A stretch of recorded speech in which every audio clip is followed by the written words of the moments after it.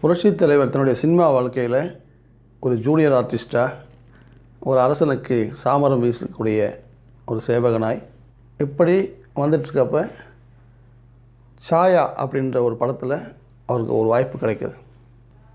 சாயா என்ற படத்தில் புரட்சித் தலைவருக்கு கதாநாயகன் வேடம். அந்த படத்தினுடைய ஹீரோயின் குமுதினி.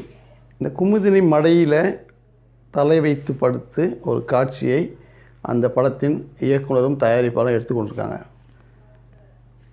இந்த காட்சியை பார்க்க வந்த குமுதினியின் கணவர் ராம்நாத் அவர் கோவப்பட்டு, ஒரு சாதாரண ஜூனியர் ஆர்டிஸ்ட் என் மனைவியின் மடியில் படுத்து பேசுவது போல் காட்சி வைக்கிறீங்களா, இந்த படமே எனக்கு வேணாம் அப்படின்னு கேன்சல் பண்ணுங்க அப்படின்னு சொல்கிறாரு.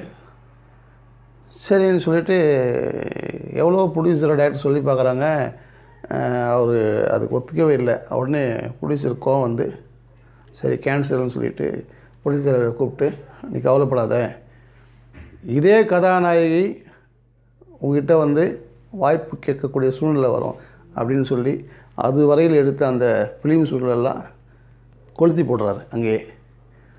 இந்த குமுதினியே பின்பு புரட்சித் தலைவர் முதலமைச்சரான உடனே தன் ஏலம் போகக்கூடிய தன் வீட்டை புரட்சித் தலைவர்கிட்ட உதவி வாங்கி அந்த வீட்டை மீட்டிருக்காங்க. இது வரலாறு.